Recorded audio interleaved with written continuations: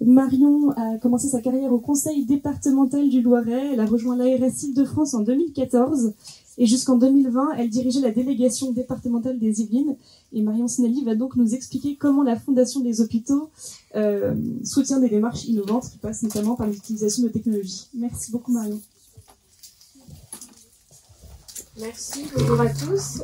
Écoutez, merci de m'accueillir, je suis ravie, même si je ne suis pas forcément spécialiste de la thématique. Alors peut-être d'abord vous présenter la Fondation des hôpitaux. La Fondation des hôpitaux existe depuis 1989. Elle a été fondée par un oncopédiatre qui s'appelait Claude Grisselli pour pouvoir, à l'initiale, permettre aux parents de se rapprocher de leur enfant qui était hospitalisé. Elle a été présidée pendant plus de 30 ans par Bernadette Chirac, et je pense que si je parle des pièges jaunes, tout le monde connaît les pièges jaunes, voilà. Donc la Fondation des hôpitaux porte l'opération Piège jaune, donc cette opération de collecte pour les enfants et les adolescents hospitalisés.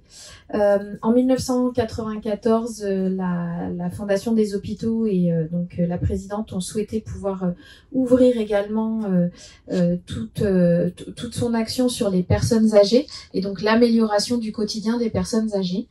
De ces outils par rapport à la fois aux résidents, donc là en l'occurrence aux personnes âgées, mais aussi par rapport aux équipes qui doivent nécessairement être à côté pour pouvoir animer l'atelier qui est porté.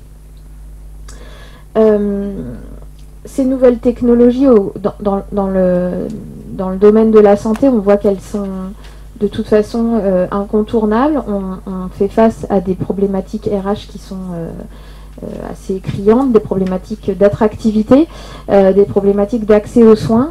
Et c'est comme ça aussi qu'on a développé un projet avec des SAMU de France pour pouvoir mettre en place des équipes mobiles qui se rendent à domicile à la place d'un médecin traitant qui malheureusement n'a pas forcément le temps, mais à la place aussi d'une équipe médicale du SAMU qui se déplacerait pour rien ou pas pour rien, mais en tout cas qui se déplacerait, et quand l'équipe du SAMU se déplace, elle emmène forcément aux urgences. Et on sait que notamment des personnes âgées qui arrivent aux urgences, une fois qu'elles sont aux urgences et dans le contexte des urgences qu'on connaît, elles ont 40% de chances de dégringoler encore plus vite.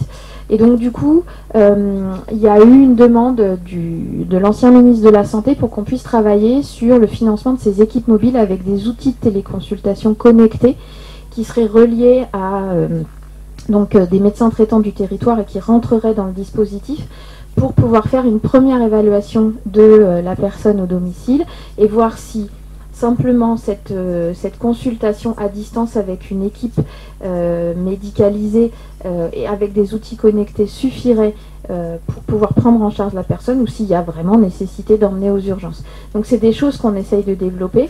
En revanche, il nous faut forcément, nous, encore une fois, des mécénats pour pouvoir faire ça. Donc c'est quelque chose sur lequel on peine un petit peu à monter le projet parce qu'il nous faut des fonds. Encore une fois, comme je vous le disais, on n'est pas du tout subventionné par le public. Voilà un petit peu le témoignage que je pouvais vous apporter, mais n'hésitez pas à me poser des questions si vous voulez, pour qu'on puisse aller un peu plus loin.